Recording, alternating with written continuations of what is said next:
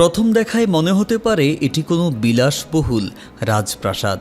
চকচকে সাদা দেয়ালে হালকা লালের কোমল ছোঁয়া, প্রবেশপথে ঘূর্ণায়মান গোলাকার সিঁড়ি, পাশেই গাছগাছালি, ফুলফলের বাগান আর শিশুদের খেলার সামগ্রী। ভেতরে ঢুকলে চোখে পড়বে ঝাড়বাতি, ঝকঝকে ড্রয়িং রুম ও নরম কার্পেটের সাজঘর। কিন্তু এটি আসলে কোনো রাজপ্রাসাদ নয়, এটি একটি মসজিদ।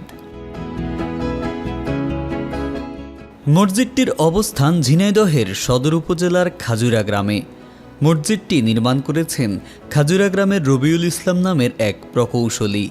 তার তত্ত্বাবধানে প্রায় 5 কোটি টাকা ব্যয়ে তৈরি করা হয়েছে এই 5 তলা স্থাপনা, যার নাম বাইতুল মামুর জামে মসজিদ।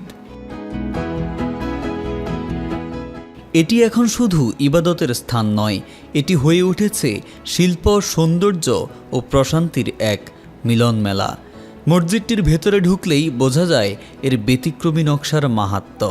মেঝেতে রয়েছে উন্নত মানের চকচকে টাইলস, আর প্রতিটি পিলারে এমন সূক্ষ্ম কারুকাজ দেখে মনে হবে যেন শিল্পীর হাতে গড়া জীবন্ত অলংকার।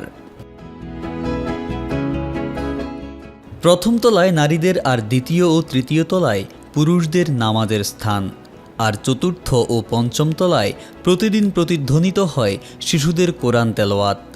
শতাধিক শিক্ষার্থী কয়েক শিফটে এখানে কোরআন শিক্ষা গ্রহণ করে।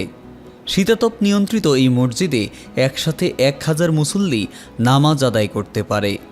প্রতিদিনই জেলার বিভিন্ন স্থান থেকে মসজিদটি এক নজর দেখতে ও নামাজ পড়তে ভিড় করছেন অনেকে। মসজিদটির সৌন্দর্য দেখে মুগ্ধ হচ্ছেন তারা।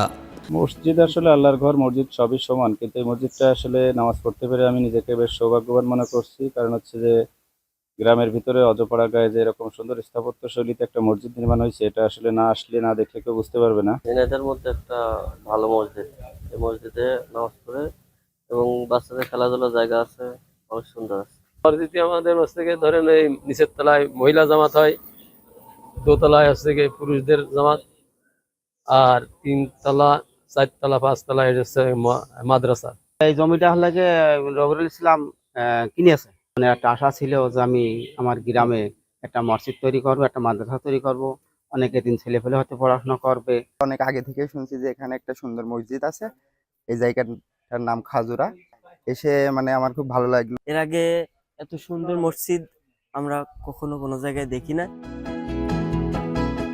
ঝিনাইদহের অজপাড়া গাঁয়ের এই মসজিদটি এখন হয়ে উঠেছে আলোচনার কেন্দ্রবিন্দু।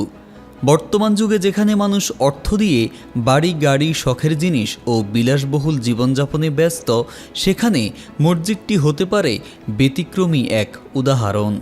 শুধু একটি মসজিদ পাল্টে দেবে খাজুরা গ্রামের পরিচিতি, এমনটি ভাবছে এলাকাবাসী।